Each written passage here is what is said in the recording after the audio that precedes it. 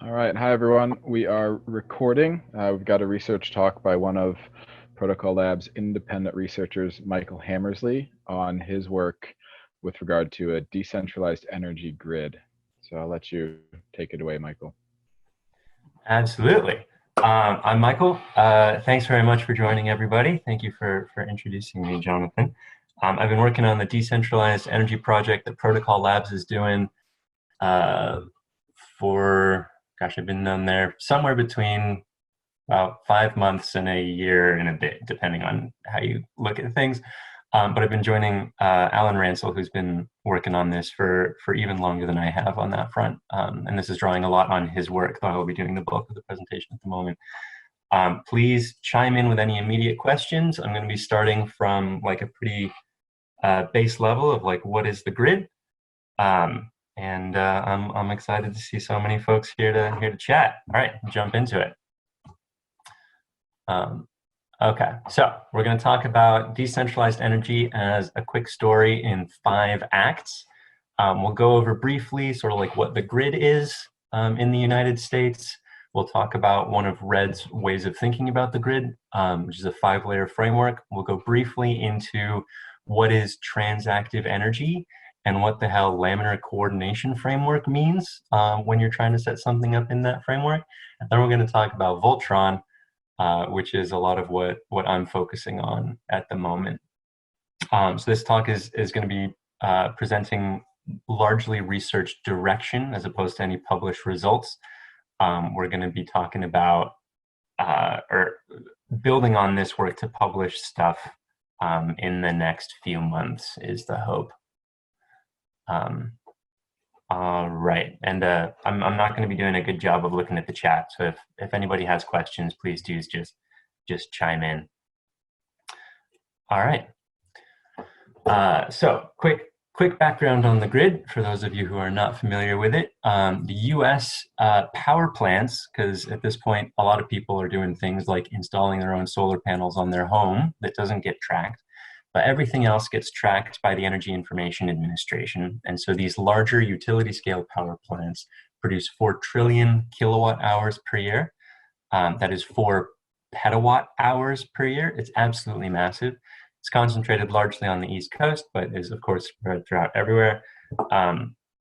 It's always sort of amazing to me that like, because it tracks so well with population, that just like the Midwest is just like devoid of people. But in any event, that power gets produced by those power plants. It gets moved along 2 population centers by these giant transmission lines using DC and AC power. You've seen those, the giant metal structures that like go along highways or across open fields. This map looks like a bit of a rat's nest. So we'll dive into a quicker view as well, or a slightly more zoomed in view.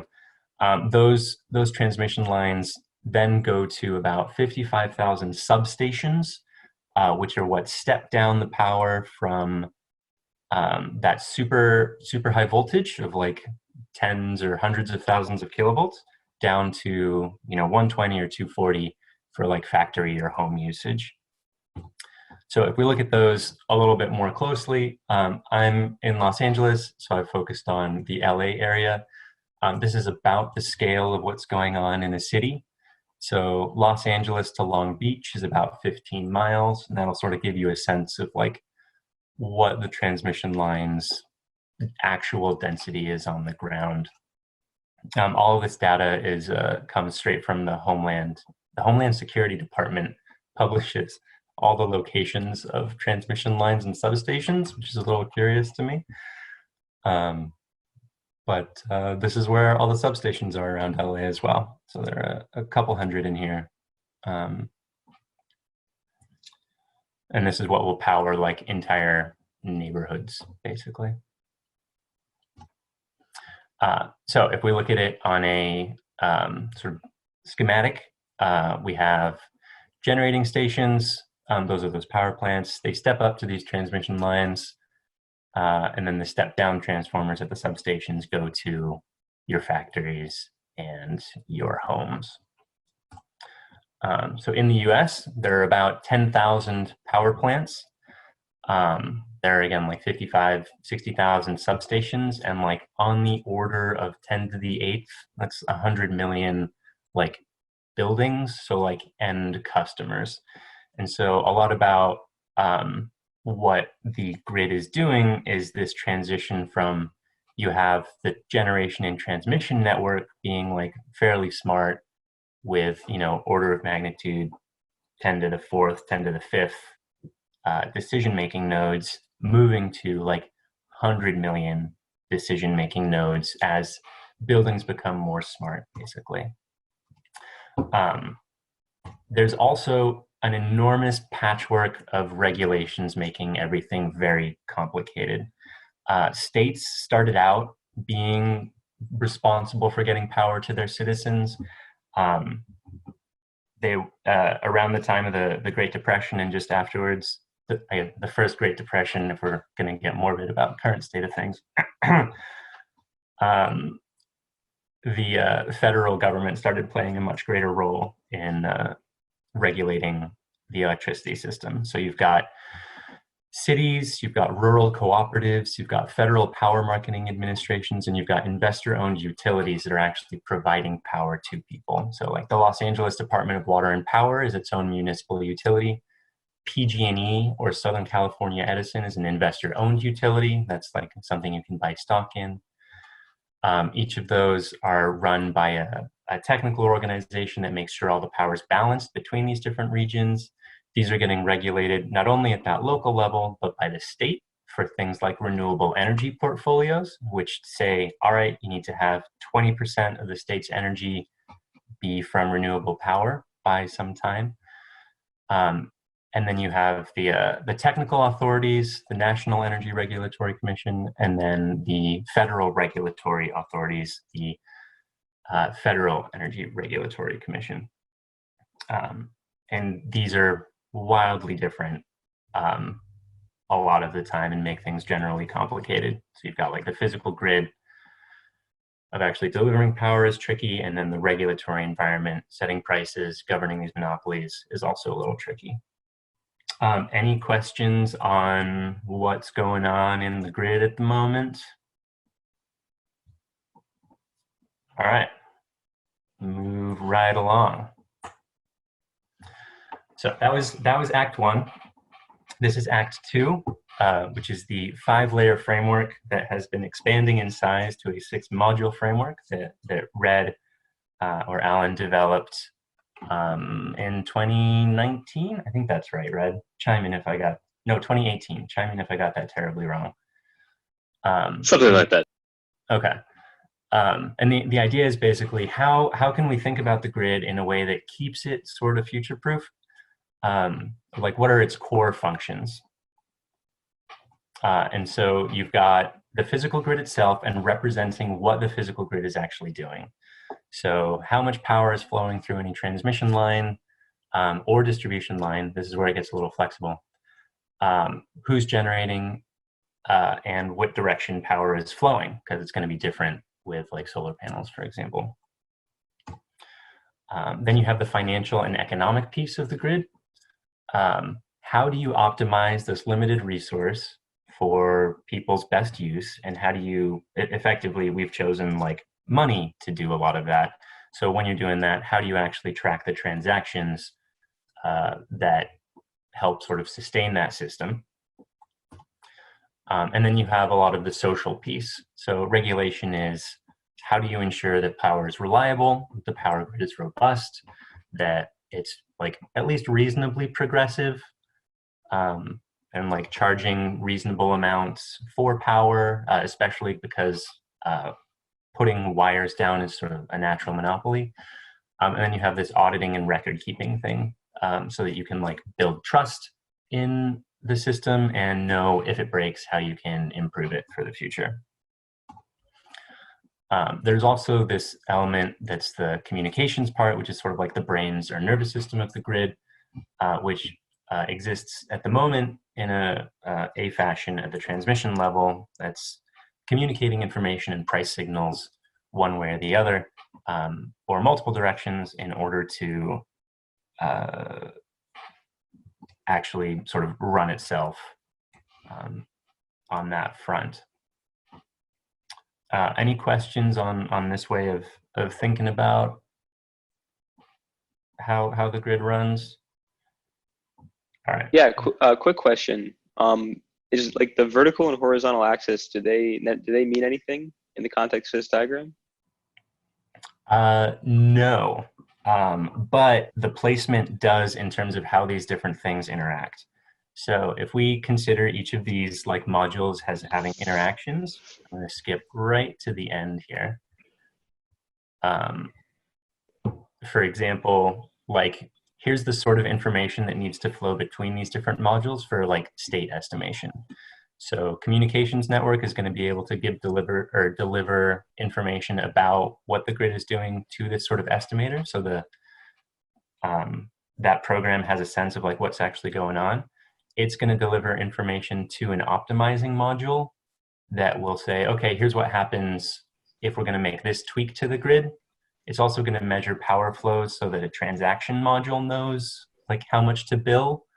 And it's going to send sort of snapshots of itself to this auditing and record keeping element.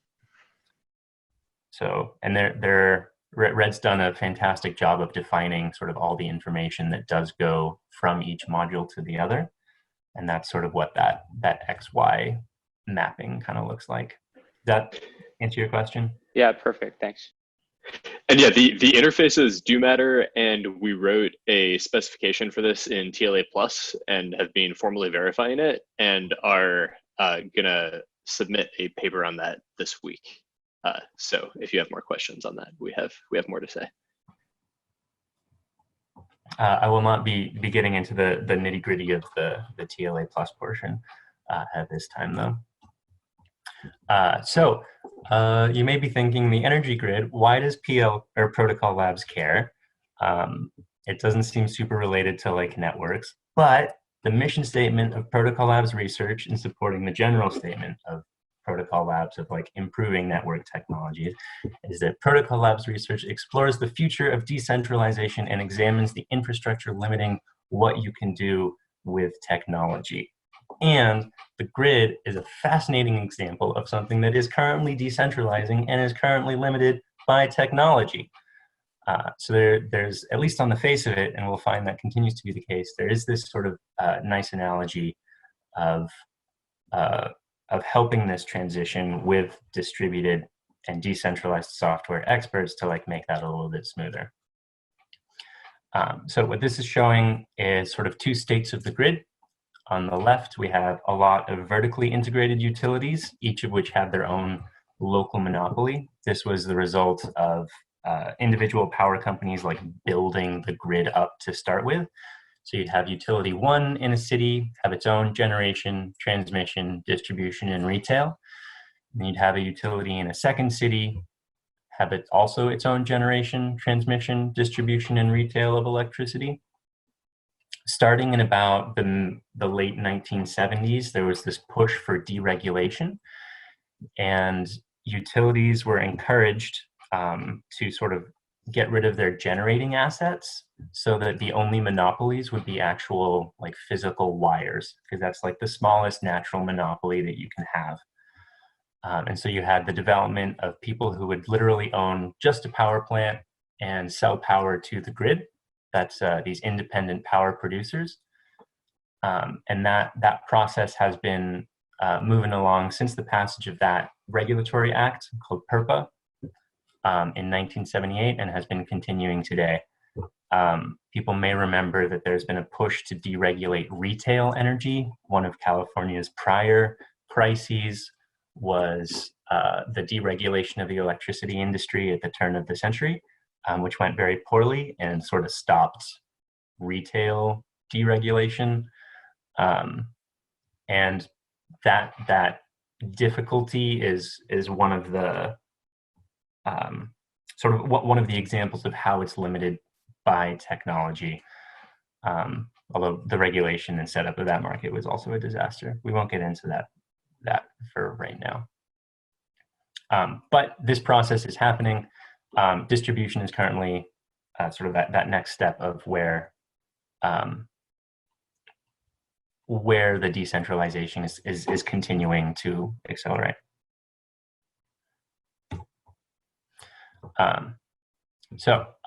With the build out of distributed generation, centralized grids are handling it sort of weirdly.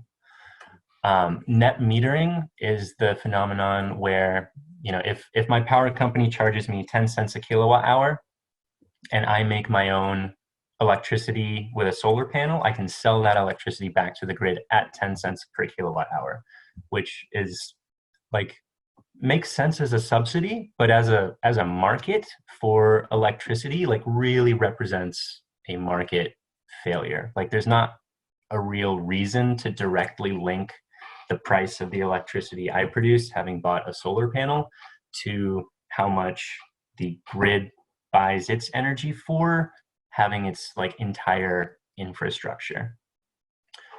There's also demand response, which I'm sure everybody's at least loosely familiar with, which is the idea that someone will pay me to lower my electricity usage based on what my normal electricity usage is.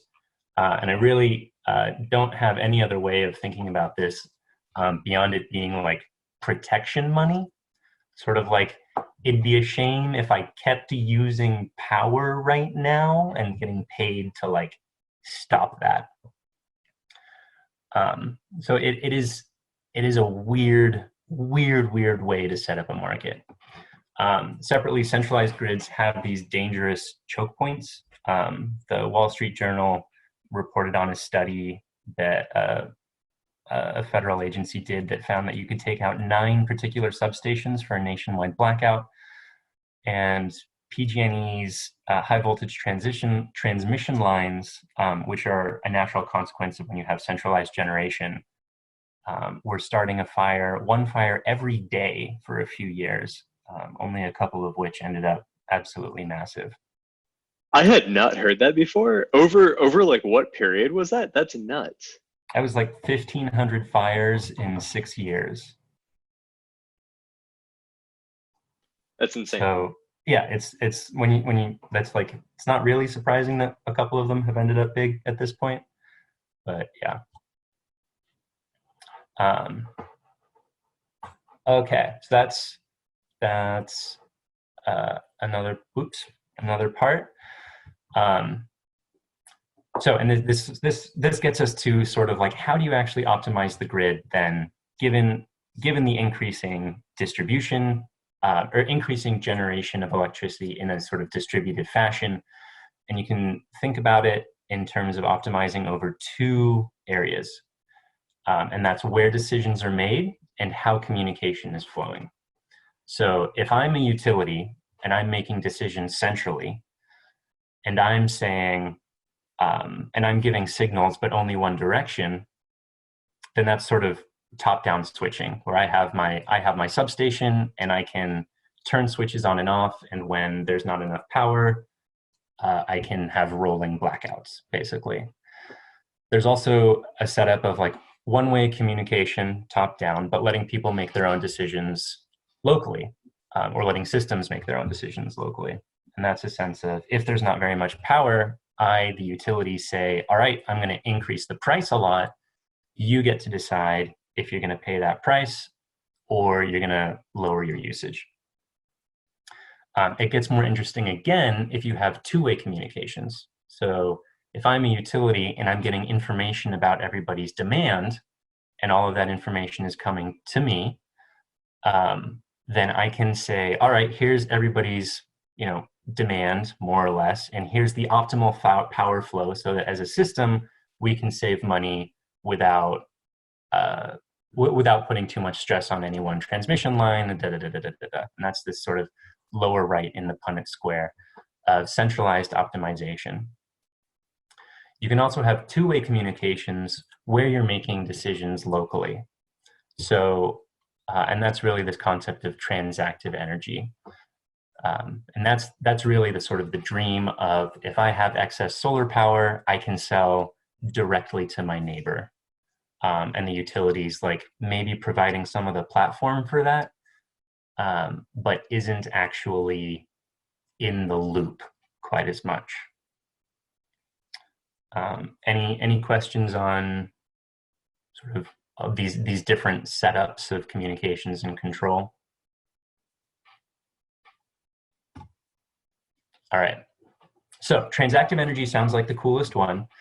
If that's local decisions getting made locally with that two-way communications, that's like every building deciding for itself, which is that, 100 million-ish decision-making nodes, which really quickly gets very complicated for a centralized grid if every node is making decisions or changing its power usage on like an every few seconds sort of time scale, completely separate from like grid stability stuff, which is like how you keep the grid producing the right voltage at the right frequency, in the milliseconds sort of time scale. So a proposed framework for getting that to work is laminar hierarchical coordination. So we'll hold off on exactly what that means for the moment, but I will refer back to Protocol Labs' like great little description of centralized to distributed networks.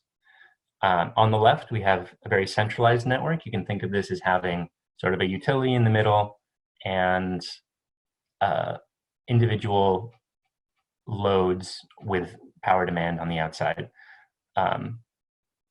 This communication, this order and notation, communication is more or less a constant, sort of the time it takes the utility to ping every individual node.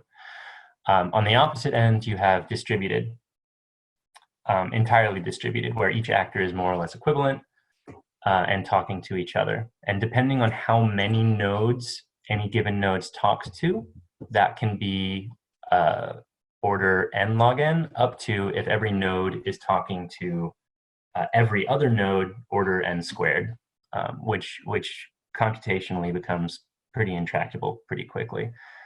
There is this happy medium of decentralized where you have sort of a central node talking to other less central but still central nodes that, because a lot of this communication can happen simultaneously, then ends up being a log n sort of framework, which starts to get a little reasonable. So that this describes the hierarchy part of laminar hierarchical coordination, and the laminar part talks about how you actually define those particular layers. And this is how it's sort of proposed those layers actually get defined. So you have a very sort of central upper layer, which is the generation and transmission network, where you're selling power in terms of like, megawatt hours. And then you have smaller power flows going to individual substations, which is still, in the megawatts flowing through any given substation, or, hundreds of kilowatts. But each of those substations is more or less directly connected to individual end customers, each of which has large loads that they can turn on and off. So homes, for example, may be controlling electric cars, may be controlling heating of swimming pools, these sort of like large load, but like fairly flexible kind of loads in terms of like, I don't care when my car gets charged overnight. I just want it to be fully charged in the morning when I go to work. Including factories who often have like very expensive industrial processes that they can turn on or off depending on the price of electricity. So each of these particular layers can solve problems or solve optimization problems locally and then feed its results upwards. And that's really the basis of laminar, like hierarchical coordination, which is how do you solve large optimization problems? And there's a wonderful paper, so I'm just going to quote directly from it here. The basic idea of decomposition is to divide the original large optimization problem into smaller subproblems, which are then coordinated by a master problem by means of signaling. So in the case of the grid, the original large optimization problem is how do we get optimal power flows for the cheapest price with the highest reliability at the entire grid level, which is, again, like trillions of kilowatt hours and like gigawatts at any given time. So you can decompose that in a couple different ways, depending on the amount of control you want. And primal decomposition is where the master problem gives each subproblem, and these subproblems are those individual layers then, an amount of resources that it can use, and the role of the master problem is to properly allocate those existing resources. This would be equivalent to the generation and transmission network saying, all right, we've done a quick calculation, substation A gets 10 gigawatts to play with, substation B gets 6 gigawatts to play with, and that's sort of all it goes. There's also a version of this called dual decomposition, where the master problem basically sets the price for the resources to each subproblem, which then decide on their own level the amount of resources to be used depending on the price. So the role of the master problem is then to obtain the best pricing strategy. So this is much closer to a regular market where there's a limited amount of electricity. Everyone submits their demands one layer upward to figure out how much electricity needs to get used. And then that sort of like upper layer says, great, here's the price to do that. Choose amongst yourselves exactly how much you want, how much power to use. I realize that's a lot of words. Any questions on what's happening there? I see hands. Peter. Yeah, so thanks. My question is, so primal and dual decomposition, these are just like, comes from the, combinatorial optimization literature. But what confuses me here is these two things are equivalent. So is that the sense in which you mean this, at least in the optimization literature, these are just two different ways to solve the same problem? And I feel, okay, so you mean it in that sense, basically. Yeah, very much. And this is sort of like getting to how you actually choose this. Like, depending on any given situation, an organization may prefer primal or dual decomposition as a way to optimize its own portion of the grid. And what we're suggesting here is that, like, being able to switch out these optimization modules is a valuable capability. And that's sort of what this 6-module framework allows for in order to do. Mm-hmm. Does that sort of answer your question? I think so. Like in my head, what's happening here is that you basically have a classical optimization problem where the data is sprinkled across the vertices, basically, which can be either producers or consumers, or a mixture of both. Mm-hmm. And the question really actually boils down to, can you solve this is basically a pretty general optimization problem. Can you solve a general optimization, convex optimization problem in a distributed setting? And probably the answer depends heavily on the communication graph that you impose on yourself. Yeah, very much. And so what we're sort of suggesting, or what has been suggested that we're looking to implement, and that's really where this is going, is that those vertices mimic the power flow setup. So you have these like more central nodes where you can like very easily decompose a problem into like the power flow that goes beyond it. Mm-hmm. And so like these serve as these like very natural places for that decomposition to occur. Wyatt, you also had a hand? Yeah, my question was answered by way of Peter's question. So thanks, Peter. Oh, cool. All right, sweet. Moving right along then. So there's the grid at that generation and transmission level is sort of doing something similar. ISOs are the independent system operator. So California has one ISO that controls like most of the state of California and a little bit of like Nevada, weirdly, and Washington, that covers PG&E, Southern California Edison, LA Department of Water and Power, et cetera, where the price of electricity will vary depending on conditions on the ground. And that variation is called locational marginal price. And that basically stems from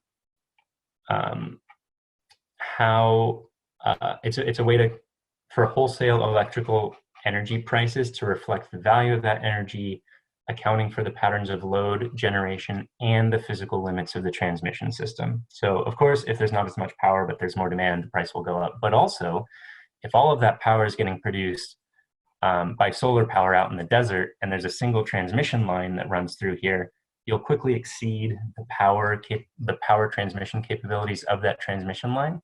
And so locational marginal price will reflect the fact that because there's effectively like a traffic jam electrically, the price will also go up. The difference here is that at this level, the grid is optimizing for, well, and the system operator is really optimizing for something called a security constrained economic dispatch, which is this area-wide optimization process designed to meet electricity demand at the lowest cost, given operational and reliability limitations of the area's generation fleet and transmission system, which basically means like if a power plant goes out, like will the whole grid go down? No, great. They're just looking for some level of redundancy there. All right, so that gets us some of the calculation stuff, which brings me to Voltron. Voltron, for those of you who remember your childhoods, was a great cartoon that is full of crackling electrical energy, which I think is probably why Pacific Northwest National Lab called its software Voltron, with 2 T's though. Voltron is a software platform that is a flexible, reliable, scalable, open source, multi-agent sensing and control platform for microgrids developed by PNNL, which is this national laboratory that's been heavily involved in like exploring and researching transactive energy for use by anybody who wants it. Which is to say that like commercial companies are like explicitly welcomed to build stuff on top of this so that they can run the grid as well. And this is what Voltron is doing and what it looks like internally. It centers on a message bus in the middle, and that's basically where all of these messages get passed back and forth from a whole bunch of individual agents. And those agents are like little pieces of code written in Python that have a very single purpose, but share that information for help in sort of optimizing. So you can have an agent, for example, that's monitoring the weather in order to do load prediction and demand and generation prediction. So if you know how sunny it's going to be, you know like about how much solar power is going to be produced, and you can use that to do like some level of pricing. Voltron basically makes it very, very simple for that agent to be written and plugged in and send its messages along. You also have agents that can straight up do like auditing and recording work and transaction recording. So how much, what the state of the of this little local area is, and what it actually did. It will also directly control hardware. So you can say, for example, if you have your own little microgrid, we're generating too much power at the moment, let's turn off the solar panels. Voltron is also like a really cool system because it takes care of a lot of the back end work, and specifically a whole bunch of security stuff. So it's making sure that agents aren't going to be using too much power. It's making sure that encryption along the message bus is functional and secure, and a whole bunch of other things there. Any questions on this aspect of things? Basically, we're thinking that the setup of this this system is really helpful in terms of that 6-module framework, where any one of these agents could be particular modules. So for example, we just straight up have a regulatory agent saying in this system, demand response is allowed, or time of use pricing is in effect. That sort of thing. It's also web accessible, which is pretty cool. It just allows for control of your microgrid on there. So how does each of those parts, or how do each of those parts all fit together? And can I say really quick, this is used to control microgrids and like building energy management systems now. So this is like a system that was developed, by PNNL and is like in the field now running power infrastructure. And so when we're sort of building our stuff on top of it, that sort of enables us to prove stuff out in sort of a controlled environment and show that the 6-module framework is applicable to these different situations, but in a way that people can sort of easily migrate it into the field, which I think is pretty cool. Yeah, it's actively running, I think, the University of Washington's campus as a scale of like what a microgrid is. So it's pretty, and it's been in operation there for a few years at least at this point. So it's pretty cool. Which is all to say that we want to make a grid that you can upgrade using software. So we're implementing the 6-module framework to demonstrate a flexible system compatible with a wide range of communication and control architectures and regulatory regimes, ranging from the current top-down approaches to fully fledged decentralized transactive energy. So specifically, we're going to take single instances of this Voltron framework, connect them together, and demonstrate a laminar coordination framework as a demonstration case for the power of this 6-module system. And Red had mentioned briefly TLA plus, like we're formally verifying it to the extent that we're able to demonstrate that it is actually a secure and robust system.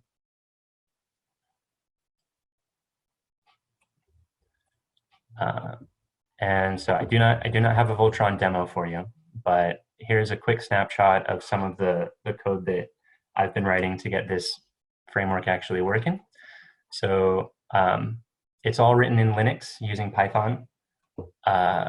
And so the way that we've got the platform set up, we have a whole bunch of individual agents that are all talking to each other on the message bus. So this Fiverr agent actually should be called a 6er agent now after the 6-module framework, is actually running the whole simulation. We have 3 individual nodes that have simulated loads. We have OpenDSS is a state estimation program that Voltron can talk to directly, and a regulator agent that's passing in different regulatory parameters, while a historian agent is actually recording what's going on. So we're looking to implement, hook up multiple Voltron platforms together to demonstrate that laminar hierarchical coordination stuff. So that brings me to the end of the presentation portion of things, and I'll open the floor for questions.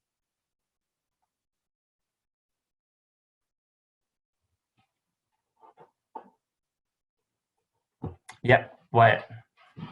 So I'm assuming you don't have like a power plant or a big factory to use like when you're testing out this Voltron framework. What kind of hardware are you guys using?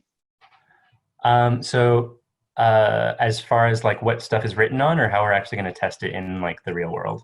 Yeah, I guess like in terms of like moving electrical flows around, what kind of like, yeah, how will that work?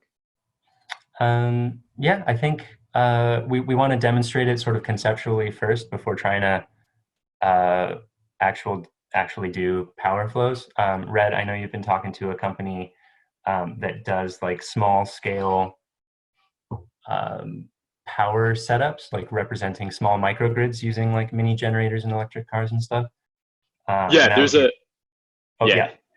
Yeah, there's a company here in the Boston area called Typhoon Hill that we're working with that has a test bed where they can test this kind of stuff out. And so that they do like have it uses real power flows and mimics like solar cells and diesel generators and stuff. They are currently shut down because the world is shut down, but so we're demonstrating this just with there's like IEEE feeders that are published with test data that's realistic, looking at like realistic loads and PV and stuff, with good time resolution, like every 15 minutes or so for like a year.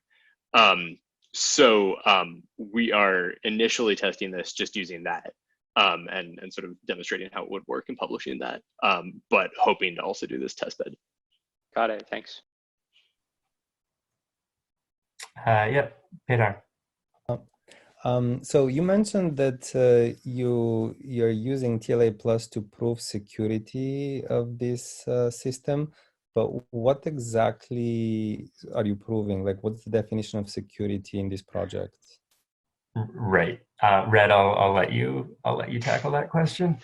Yeah. So the TLA Plus verification that we've done right now looks at the 6-module framework itself, and just sort of defines the interfaces. And we wrote a script that takes some of those IEEE standard feeder structures and imports those into a format that TLA Plus can read. And then so like I have a 13 bus IEEE feeder, and it has a bunch of load data, and we are modeling different attack vectors. So things like if you have like a set of malicious nodes that are able to coordinate a bunch of IoT devices all at once and draw a bunch of power from them, and they're doing this to try to like blow out a transformer on your feeder or something, our TLA Plus model can sort of identify that as a like over voltage state. And so does that kind of answer your question? So we're looking at like if you have a bunch of different nodes that we can map back and forth between this sort of standard feeder, that's what electrical engineers are used to working with, and TLA Plus, and you have this sort of decentralized system in which this optimization module is defining what the price of power is, and all these different nodes are communicating through the comm server, or the communication module, reporting like what their loads are, and then modeling sort of swapping out different versions of these modules, and with those, so it's like, I guess, one of the things we're doing is making simple assumptions about what is inside of each of these modules, but holding these interfaces constant, just writing a spec that sort of formalizes all of that, right? So like what information is flowing between these interfaces. And then the second part is taking an actual feeder, importing that into this, and then running different sort of attack vectors and seeing like, how do you, looking at different mitigation strategies for those attacks, if that kind of makes sense. And then we're also looking at situations in which you have like a hardware security module built into your meter. So that hardware security module is assumed to be tamper-proof, and it's encrypting load data, and showing how you can verify that load data using your auditing module in order to mitigate attack vectors that would otherwise get through. And also showing, so we built a model of using a non-interactive proof of knowledge sort of scheme that had been published previously, so that individual nodes can calculate their own loads and provide, so they take meter readings and aggregate them into a bill, and then use an NIPK to demonstrate that each of those load commitments when combined with a signed tariff structure, which is like your power company is telling you as a function of time, here's how much electricity should cost, and it's signing that. So you have this non-interactive proof of knowledge showing that for each time step, you get you've like correctly calculated that bill. And then you can homomorphically show that your whole total for this time period, this like billing period, matches what you should be paying, right? So showing that using a framework like this, you can take a new scheme for doing billing that sort of uses technology people haven't implemented before, sort of at scale on a feeder, and showing that you can, showing how you have to modify these modules, but are able to do that in a way that maintains these interfaces in order to sort of efficiently roll out technology like that. Mm-hmm. That kind of makes sense. Yeah. Thank you. Yeah. And I saw you had a set of fingers. Yeah, I would add to that I think the like overall security model has been that for honest and normal operation and a few specific kinds of malicious operation, it does not, for individual nodes, I think operating mostly alone, but maybe collectively as well, those will not lead to grid failure using this communication system. I don't know if there's like a very formal security model around it, but grid failure is typically the like thing that the formal verification is showing to prevent, and that uses a simulation system that with the open DSS that was referenced earlier, that will take this is the state of some aspects of the system, will other parts of it explode, kind of simulation. And so the TLA Plus uses that to generate understanding of what will actually happen to the grid. And then the second piece that Red was talking about was that it's not just about verifying grid failure, a lack of grid failure. It's also about showing that some amount of privacy can be preserved in billing. And I think those are the two main goals that are being optimized for and verified. And like the open DSS and TLA Plus are how it's being done.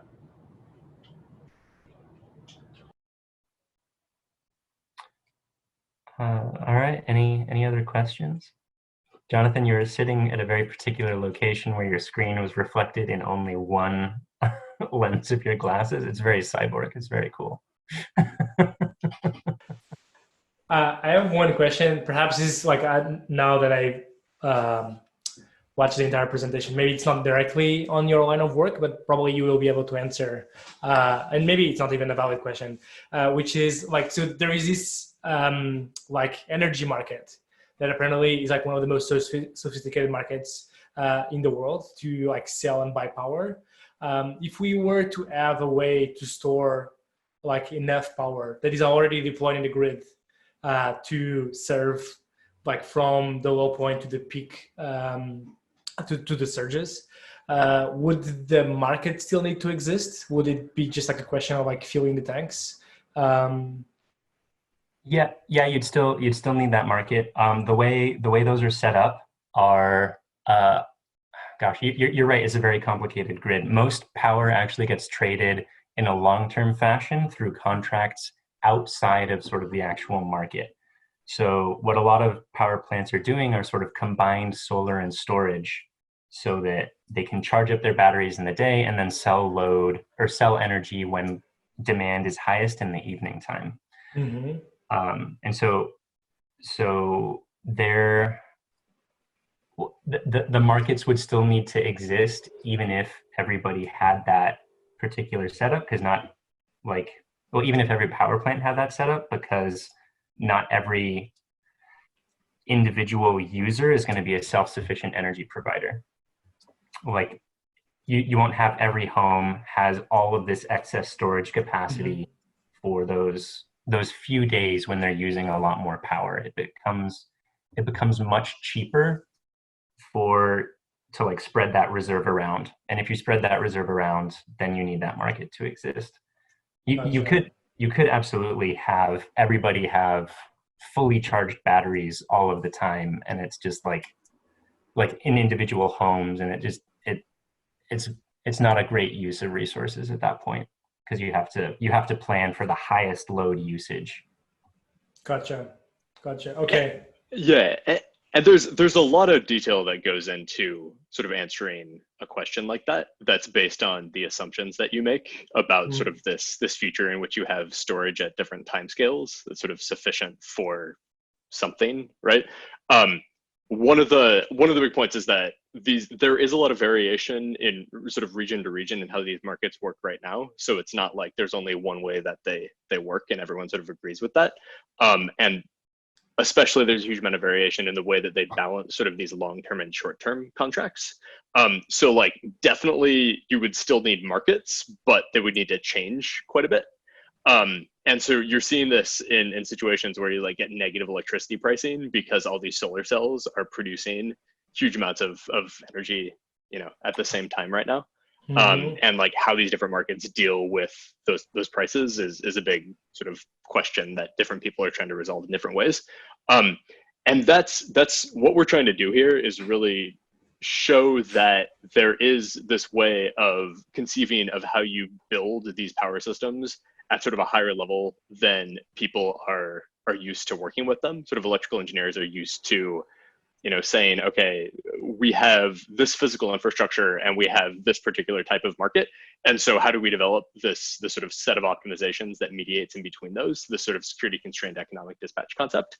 And what we're saying is that if you conceptualize what you're doing in sort of this higher level framework, you can wrap that framework around the power system that exists right now and use that to sort of maintain these interfaces in a way that lets you upgrade these different modules in sort of an evolutionary way that goes toward whatever market setup you're going to need in the future when that physical infrastructure changes and when your sort of social conception of how you should be setting up these markets changes.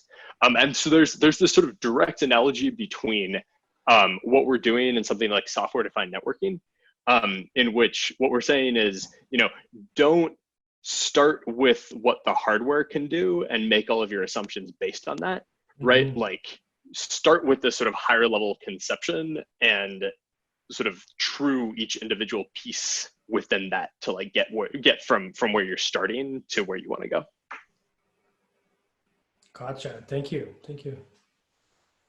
As a fun historical note, I like to add that this project originally started because we were exploring if you could incentivize decentralized storage of electricity in the same way, in a similar way to the way Filecoin incentivized decentralized storage of files. And it turns out that the answer is very much no, the grid could not handle it in its current state. Hence, trying to get the grid to a point where you could incentivize, or like have a financial incentive for storing power locally and not have some super weird market effects like what happens when California promises that the grid will have to buy your power from your solar panel. All right, we're getting on time. Jonathan, do I turn it back to you at this point, unless there are any last minute questions? Yeah, let's go ahead and do a last call for questions. Great, we'll take that as a no. And thank you, Michael. It's really exciting for me to have more eyes on what independent research at PL is doing. So great presentation, and share it. I'll post the recording once it's up, and feel free to share far and wide.